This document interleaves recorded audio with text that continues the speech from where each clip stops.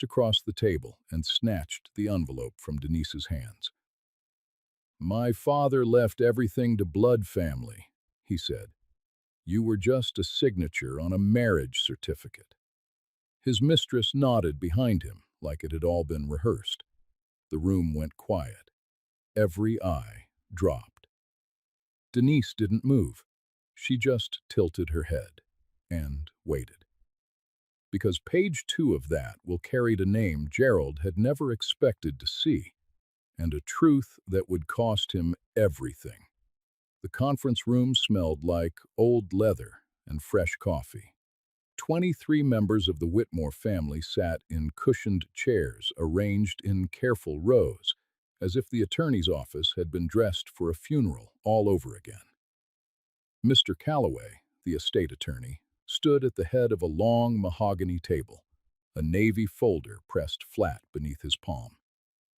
He had done this 100 times, read the wishes of the dead to the living, but today his jaw was tight, and his eyes kept drifting toward the woman at the far end of the table. Denise sat with her back straight and her hands folded in her lap.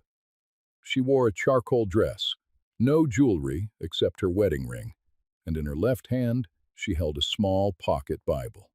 Worn leather, cracked along the spine. The kind of thing you carry not because you need to read it, but because it belonged to someone who mattered. It had belonged to Ernest Whitmore, her father-in-law, the man they had buried 6 days ago. Gerald sat 2 chairs to her left. He had arrived first, greeting cousins and uncles with firm handshakes and the kind of half-smile a man wears when he believes he is about to be handed something heavy and valuable. His suit was charcoal, too, but pressed sharper. His cufflinks caught the overhead light every time he moved his wrist. He looked like a man rehearsing for a throne. And then there was Keandra. She didn't sit with the family. She sat 1 row behind Gerald, legs crossed at the ankle, a fitted black dress cut just above the knee. She carried no purse, no Bible, no photograph of the deceased. She carried only her presence and the quiet certainty that she had already been promised something by the man sitting in front of her. Mr. Calloway opened the folder. He began reading the preamble. And before the first full sentence left his mouth, Gerald stood up. He reached across the table, snatched the sealed envelope from Denise's side, and held it in the air like a verdict. "Let me save everyone the suspense," he said. "My father was a practical man. He built everything with his own hands, and he left it to his blood." He looked at Denise. "You were here because of a ring and a last name. That's it. You get nothing." Nobody moved. Keandra's lips pressed together in something that wasn't quite a smile, but wanted to be. She tilted her chin upward, just slightly, the way a woman does when she's watching a scene she already knows the ending to. She let her eyes drift to Denise and held them there, long and deliberate, like she was measuring a woman she had already replaced. Tanya, Gerald's younger sister, sat 3 rows back, her fingers twisted in her lap. She looked at Denise, then at the floor, then at the wall behind Mr. Calloway's head. She said nothing. Nobody said anything. And Denise tilted her head to the left, slowly, like she was hearing a sound no one else could hear. Her thumb moved across the cracked spine of the pocket Bible, tracing the leather back and forth. She didn't stand. She didn't cry. She didn't look at Gerald. She looked at the envelope in his hand. It was thick. 2 pages. He had only read 1. Mr. Calloway cleared his throat. His hand hovered near the folder. He was waiting. He had been told how this was supposed to go, and he knew, better than anyone in that room, that Gerald had just made the worst mistake of his life.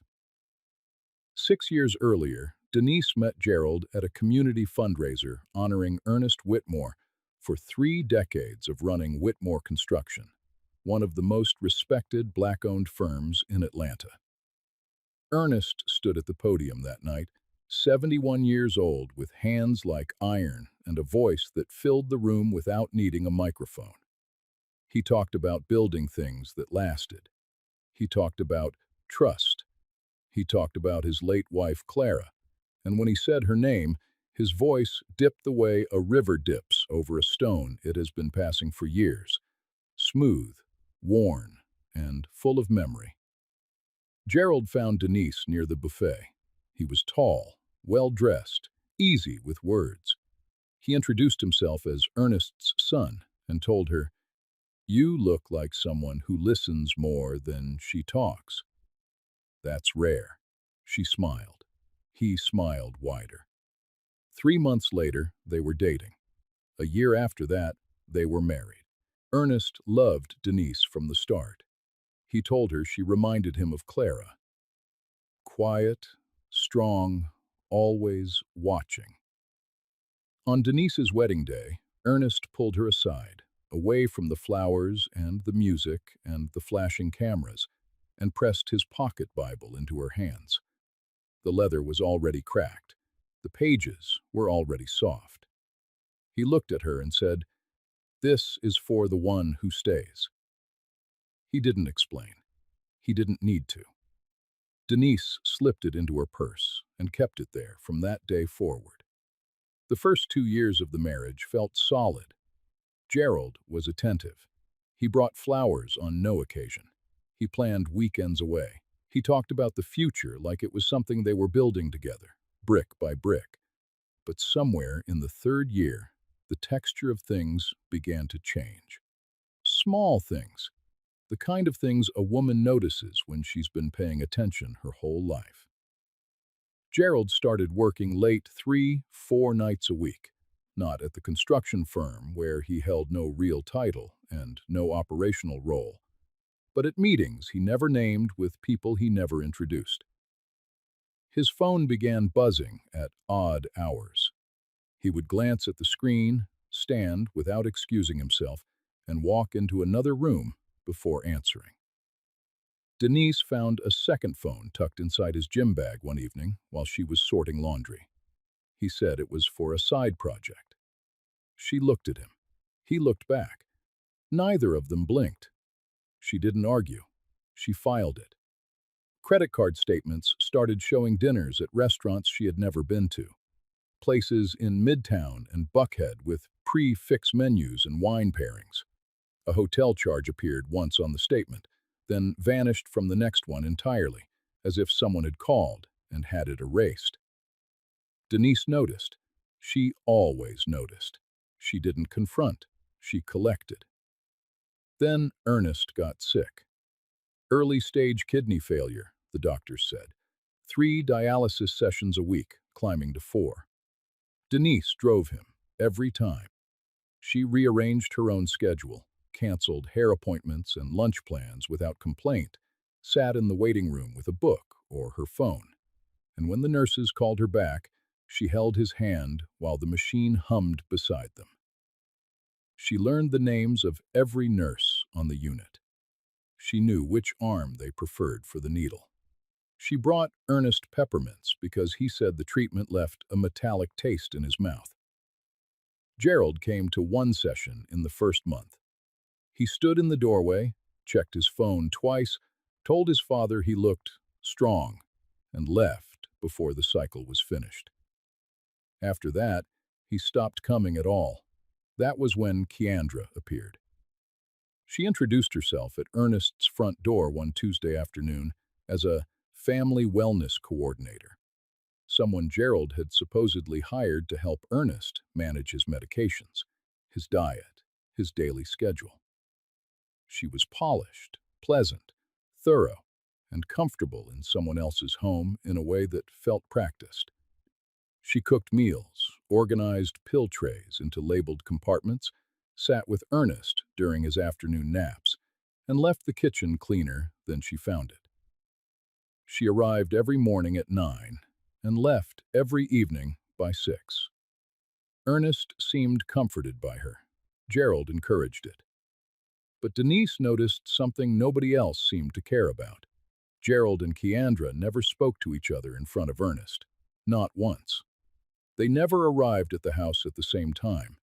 They never acknowledged each other in conversation, never referenced each other by name. It was a careful, choreographed absence. Two people pretending they had no connection while orbiting the same dying man. One night, driving home from Ernest's house after 11, Denise passed Gerald's office building downtown. The parking lot was nearly empty, but two cars remained side by side in the lamplight. Gerald's black sedan and a silver coupe she recognized immediately. Keandra's car. Denise slowed. She looked at the two vehicles sitting together in the yellow glow like a confession neither one of them had the courage to make. She didn't pull in. She didn't call. She pressed the accelerator gently and kept driving. And she kept watching. During one of Ernest's dialysis visits, near the end, when his voice had gotten thinner and his hands shook when he reached for the water cup, he asked Denise to hand him the Bible, the same one he had given her on her wedding day. She pulled it from her purse and placed it in his hands. He opened it to the inside back cover, took a pen from the side table, and wrote something in small, careful letters. His hand trembled, but the words came out clear. Then he closed it and handed it back. "Don't read that until the right time," he said. "You'll know when." Denise looked at him. His eyes were steady, unclouded, sharp, not the eyes of a confused man. They were the eyes of a man who had made a decision and was trusting someone else to carry it. She slipped the Bible into her purse and didn't open it. But the question stayed with her, quiet, patient, waiting for its answer. And the audience should know. So did Ernest's. 2 weeks after Ernest's funeral, Gerald told Denise he needed to handle the estate paperwork. He took a box of documents from Ernest's study, deeds, contracts, tax records, things he listed loosely and quickly as if speed would prevent questions, and loaded it into the back of his car without asking permission or offering an inventory. He said it would be easier if he dealt with it directly. He said it in the same voice he used when he told her not to worry about the estate. Denise stood in the doorway and watched him drive away. She didn't argue. She didn't ask what was in the box. She let him leave. The next morning, while Gerald was at a meeting he wouldn't name, Denise drove to Ernest's house alone. She had a key. She always had one, because Ernest had insisted. She let herself in through the back door, walked through the kitchen where Keandra used to line the refrigerator shelves with labeled meal prep containers, and climbed the stairs to Ernest's bedroom. The room still smelled like him. Bay rum aftershave and cedar. The bed was made. Denise had made it herself the day after the funeral, pulling the sheets tight the way Ernest liked, smoothing the quilt Clara had stitched 30 years ago. She wasn't looking for trouble. She was looking for the things Ernest had asked her to keep: photo albums, his favorite wool cardigan, the handwritten letters he had written to Clara during their courtship, back when love was still something you put in an envelope and trusted to the mail. She found them in the closet, folded and stacked with the kind of care only a man who still loved a dead woman could manage. And then she opened the nightstand drawer. Inside, beneath a pair of reading glasses and a half-used roll of antacid tablets, was a manila folder. It was sealed with a single strip of clear tape. Written on the front, in Ernest's handwriting, were 3 words: "For Denise, private." She sat on the bed. She broke the seal. Inside was a copy of a revised will, dated 3 weeks before Ernest's death, and a handwritten letter, 4 pages long, written in the same steady script Ernest had used to write in the Bible. The letter began without greeting. It told her everything. Gerald and Keandra had been seeing each other for over 2 years, not casually, deliberately.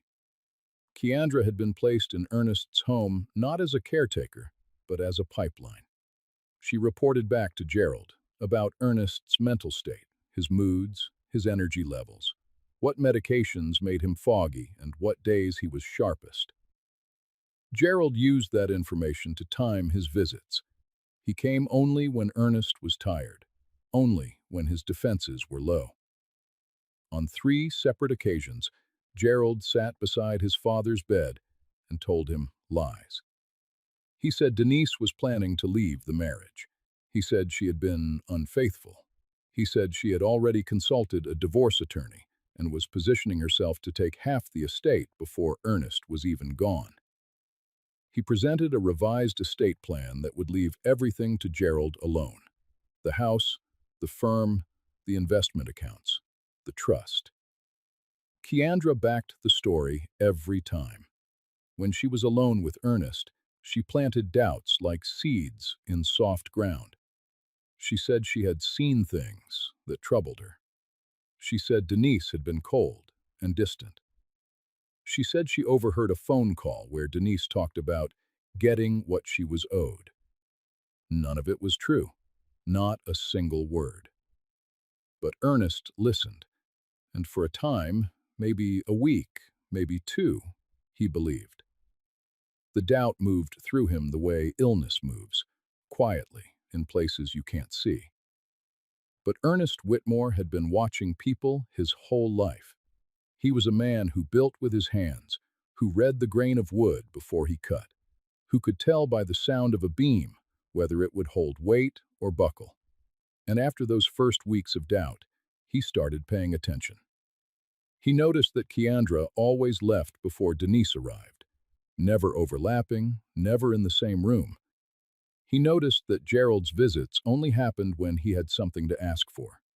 He noticed that the only person who never asked for anything, who never angled, never positioned, never mentioned the estate or the firm or the house, was Denise, the one who drove him to dialysis, the one who held his hand, the one who brought the Bible when he asked for it and peppermints when he didn't. Ernest saw through it, all of it, slowly and then completely. The letter ended with a single paragraph. "They think I'm too sick to see, but my eyes work fine, baby girl. I changed the will. Page 2 is yours. Don't let him take it from you. And one more thing. I told Mr. Calloway the truth about the company. He knows what to do." Denise read the letter twice. She folded it, slid it back into the manila folder, and placed the folder inside her purse beside the pocket Bible. She sat on the edge of Ernest's bed for a long time, staring at the window, where afternoon light cut through the curtains in a clean white line. She didn't cry. She reached into her purse and touched the Bible. Her thumb found the back cover. She almost opened it, almost read what Ernest had written. But she stopped. Not yet. She had promised. She would know when. The double wound settled in her chest like a stone dropped into still water. Gerald hadn't just been unfaithful. He had conspired with the woman he was sleeping with to manipulate a dying man against his own daughter-in-law. Keandra wasn't just the other woman. She was the weapon Gerald aimed at his father's heart. And Denise now carried every piece of proof she would ever need. But she didn't move toward anger. She moved toward stillness. She closed the nightstand drawer. She locked the back door behind her. She drove home with both hands on the wheel and her eyes on the road. And she began to plan. The 2 weeks between Ernest's death and the official reading of the will passed with the slow precision of a clock that knows exactly what time it's counting down to. Denise contacted Mr. Calloway the very next day. She didn't call from home. She drove to his office during Gerald's lunch hour and sat across from his desk with the manila folder in her lap. Mr. Calloway confirmed everything. He had the updated will, the real one, the one Ernest had signed in the presence of two independent witnesses, 3 weeks before he died. He had Ernest's sworn affidavit documenting Gerald and Keandra's attempts at coercion, and he told Denise something else. Gerald had already submitted a request to be named sole executor of the estate and had attempted to file an older version of the will, one that predated the revisions entirely. Mr. Calloway had rejected it. "Your father-in-law was very specific about how this should be handled," he said. "He wanted the will read in full, in front of everyone, and he wanted you sitting at that table when it happened." Denise nodded once. She didn't smile. She didn't ask questions. She placed the folder back in her purse and left. She told no one, not her mother, not her best friend, Yvonne, not a single soul who might accidentally show a change in expression the next time Gerald walked into a room. She moved through her days like a woman holding a grenade with the pin still in, calm on the outside, loaded on the inside. She cooked dinner. She answered Gerald's texts with the same tone she always had. She attended church on Sunday and shook hands in the fellowship hall with people who had no idea what she was carrying. She washed Gerald's shirts and folded them the way he liked, collar stacked, sleeves tucked beneath.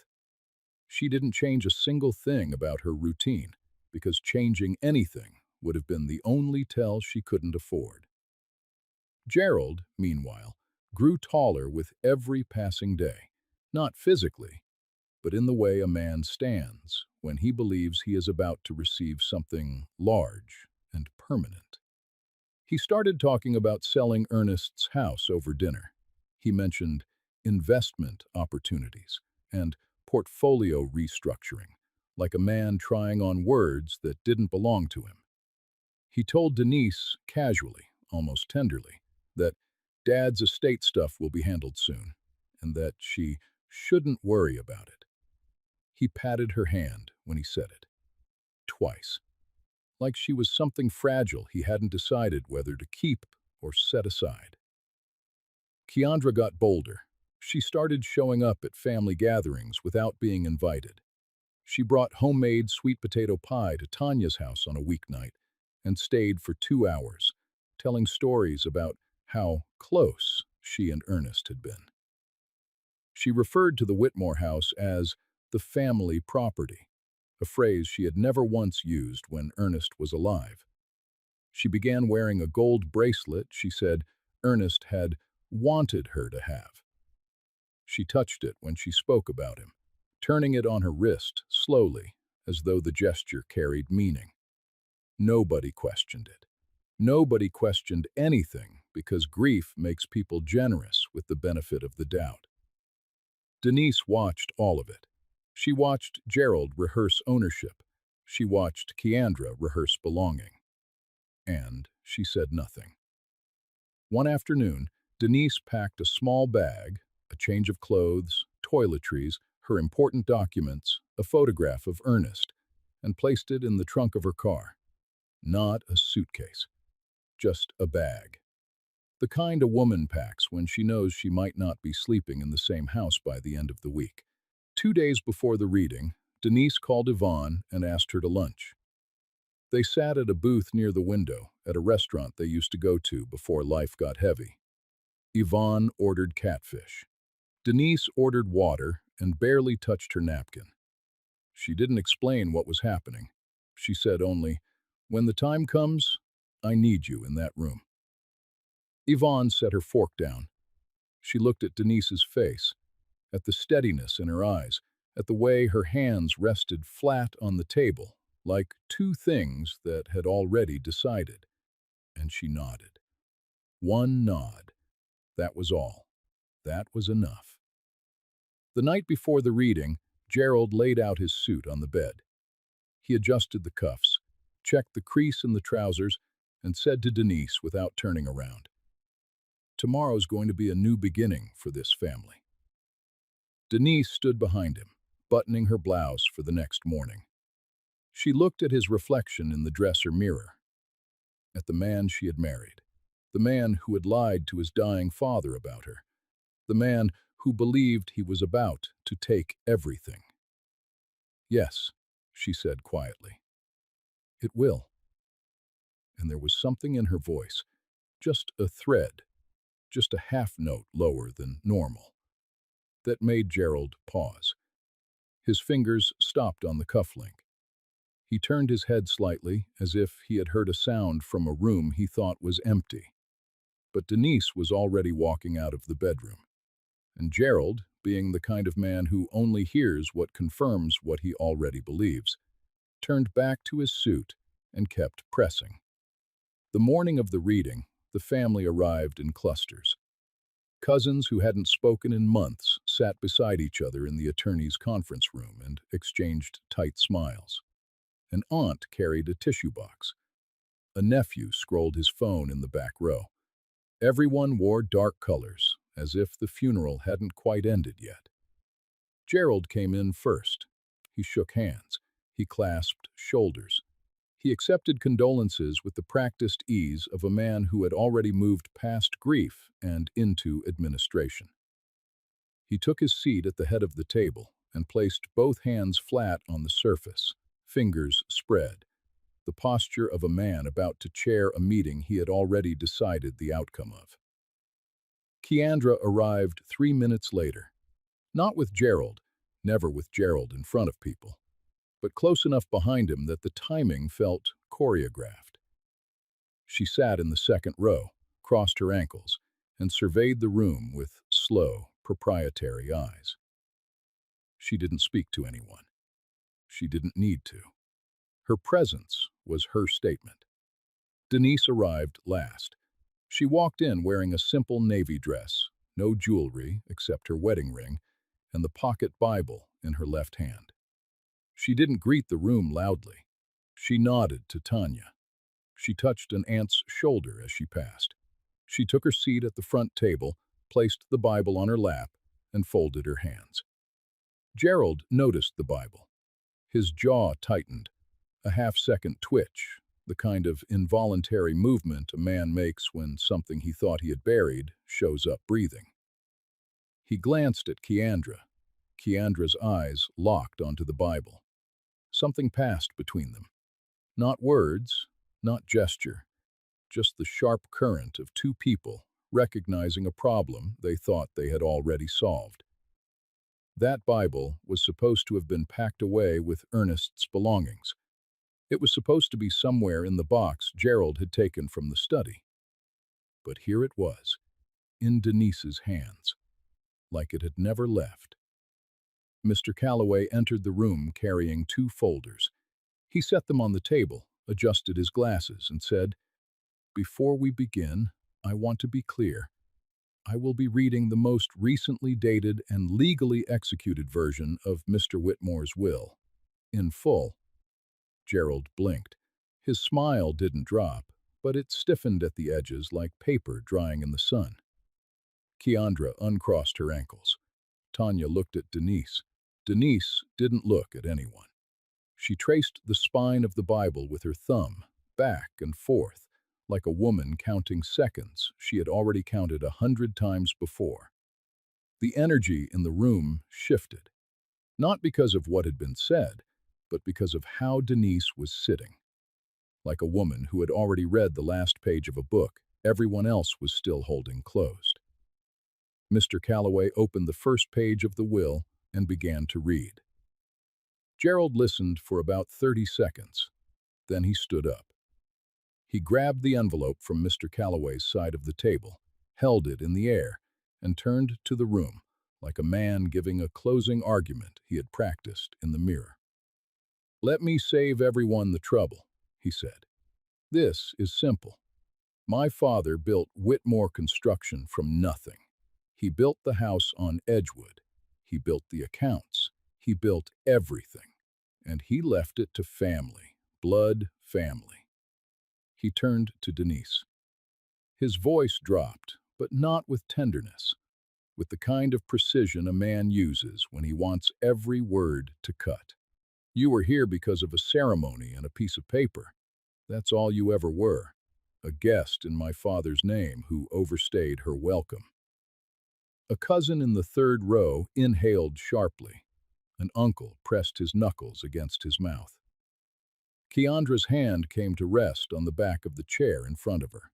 Her fingers curled around the wood slowly, possessively, like a woman settling into a house she had already redecorated in her mind. She let her gaze move to Denise and held it. Cool, steady, a look designed to be felt, not seen. The room did not breathe. Mr. Calloway waited. 3 seconds. 5. Then he said, very quietly, "Mr. Whitmore, there is a second page." Gerald frowned. He looked down at the envelope. He pulled both sheets out and turned to the second one. His eyes scanned it, quickly at first, left to right, the way a man reads when he's looking for confirmation. Then slower. Then his lips stopped moving altogether. His hand dropped to his side. The paper tilted in his grip. Mr. Calloway stepped forward, took the will from Gerald's loosening fingers, and read the second page aloud. His voice was steady, measured, the voice of a man who had been asked to deliver a message and intended to deliver every word of it. I, Ernest James Whitmore, being of sound mind, hereby designate Denise Marie Whitmore as sole beneficiary of the Whitmore Family Trust, including all real property, business holdings, and financial instruments therein. My son Gerald has demonstrated neither the character nor the competence to steward what I spent 40 years building. This decision is final. The murmur started at the back of the room and moved forward like a wave. Low at first, then louder, then silence again, as Mr. Calloway raised his hand. Gerald's mouth opened. That's not... He wouldn't... He was confused. He was on medication. Mr. Calloway continued without pause. Mr. Whitmore also provided a sworn affidavit, witnessed by 2 independent attorneys, stating that his son Gerald and a Ms. Keandra Bliss attempted to coerce him into altering his estate plan during his final months of illness. This affidavit has been filed with the probate court. The room turned. Every head moved, slowly, unevenly, like dominoes that didn't want to fall but couldn't help it, toward Keandra. Her face drained, not red, not flushed, drained. The blood left her cheeks like water leaving a glass. Her hand slipped off the chair. She reached for her purse by instinct, not plan, and started to rise. Tanya stood up in the aisle. She didn't block the path physically. She just stood, 5'4", arms at her sides, looking directly at Keandra with the kind of stillness that doesn't need words because the body is already saying everything. Keandra froze. The room was silent. Not quiet. Silent.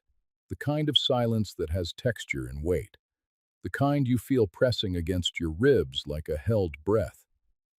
Denise opened the pocket Bible. She turned to the inside back cover, the page Ernest had written on during dialysis, the words she had promised not to read until the right time. She read them aloud. To Denise, the one who stayed. Everything I built for someone who would protect it. That was never my son. It was always you. Her voice didn't shake. It didn't rise. It came out low and steady, like a prayer spoken in a room where everyone has already bowed their heads. Gerald stared at her. His hands hung at his sides. His mouth was slightly open. He looked like a man standing in a house that had caught fire behind him while he was still looking forward. You knew, he whispered. Denise closed the Bible. She placed it on the table with both hands, carefully, the way you set something down when you know you'll never need to pick it up again. She looked at Gerald for the first time since the reading began. Your father told me everything, she said. I just let you show everyone who you are first. Mr. Calloway spoke once more. He explained that Ernest's letter to Denise had also referenced financial irregularities within Whitmore Construction, specifically that Gerald had been siphoning operating funds for over 2 years into a personal account that Keandra had helped him establish. Ernest had gathered the documentation himself, pulling bank records from his own desk during the weeks when Gerald thought he was too ill to notice. Mr. Calloway had referred the matter to a forensic accountant. The review was already underway. Gerald turned to Keandra. His eyes were wide, searching, the eyes of a man looking for someone who looked at the floor. Nobody looked at Gerald. Yvonne, sitting in the last row with her hands folded in her lap, closed her eyes. Not in shock, in relief. She had known something was coming, she just hadn't known it would sound like that. Gerald hired a lawyer the following Monday. He sat across from the man's desk and laid out his case with the confidence of a man who still believed his voice was enough to change the facts. His father had been confused, he said, medicated, manipulated by Denise. The will was forged. The affidavit was coerced. He said these things the way he had always said things, loudly, firmly, with the expectation that volume equals truth. The attorney listened. He reviewed the documents. He called Mr. Calloway's office. He came back 40 minutes later. You don't have a case, he said. You have a liability. Gerald fired him.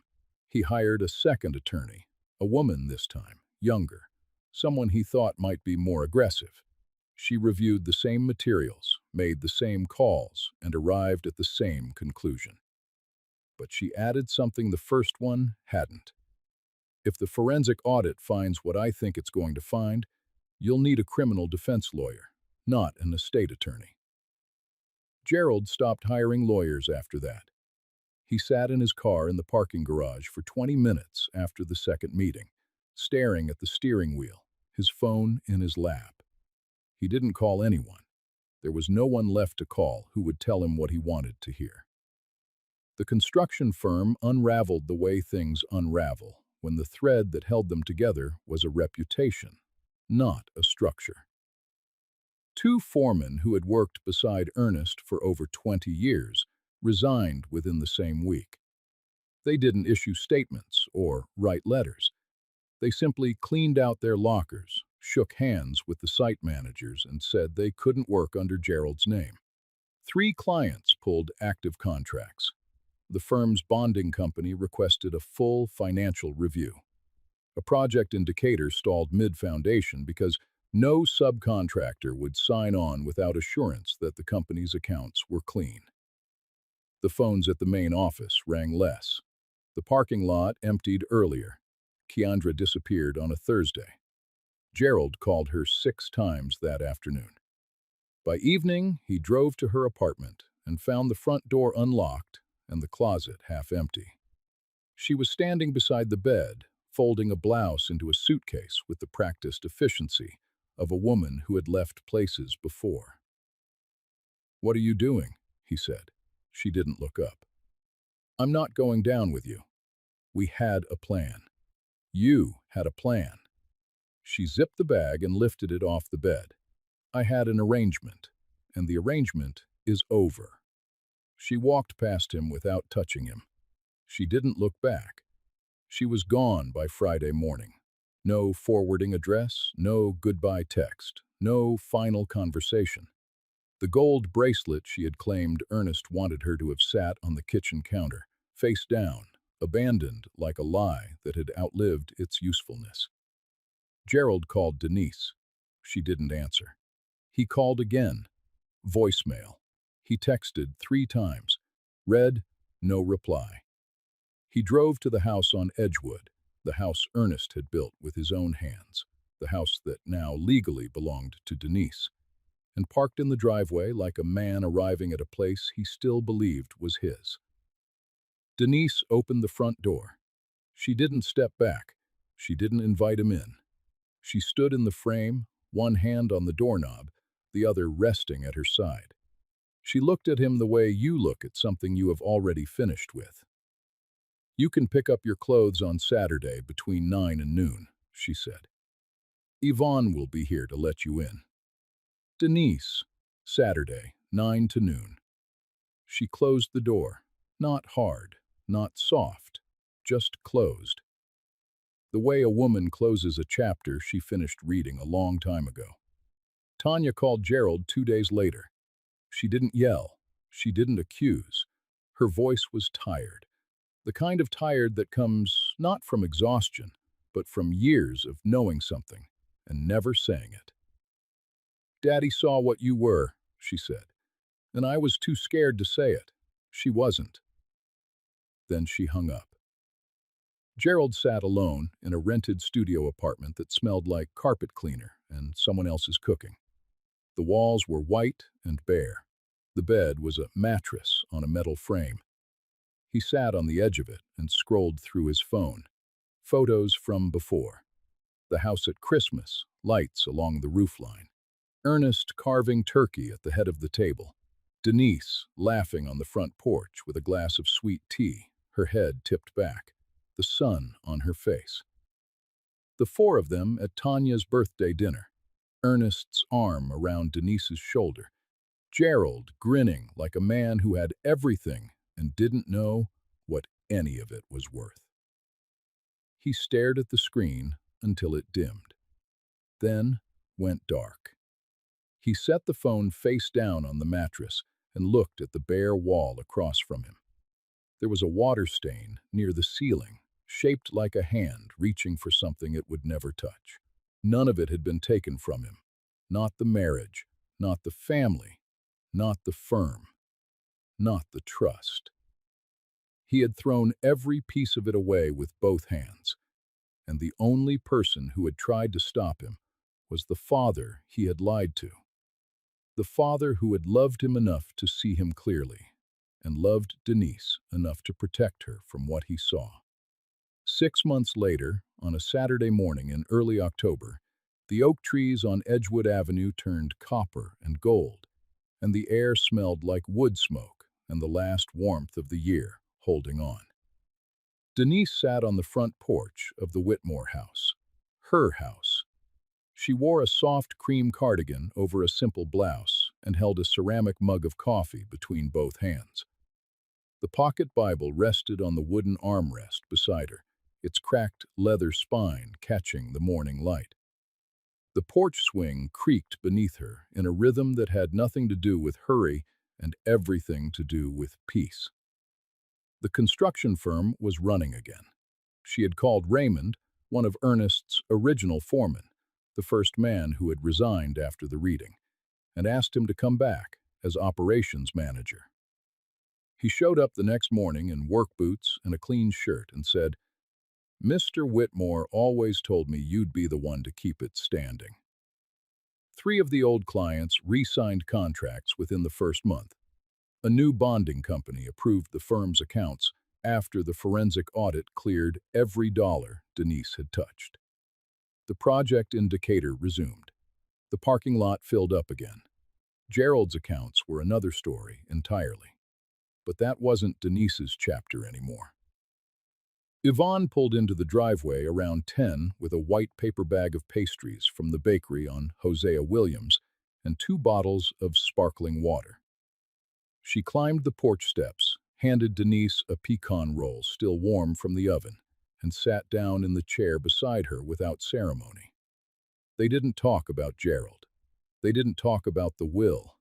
They didn't talk about Keandra or the reading or the silence in that conference room.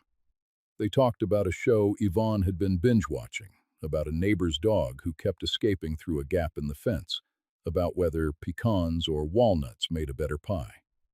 Nothing important. Everything important. The kind of conversation that only happens when the heaviness has finally passed, and all that's left is the ordinary goodness of being alive beside someone who showed up when it mattered.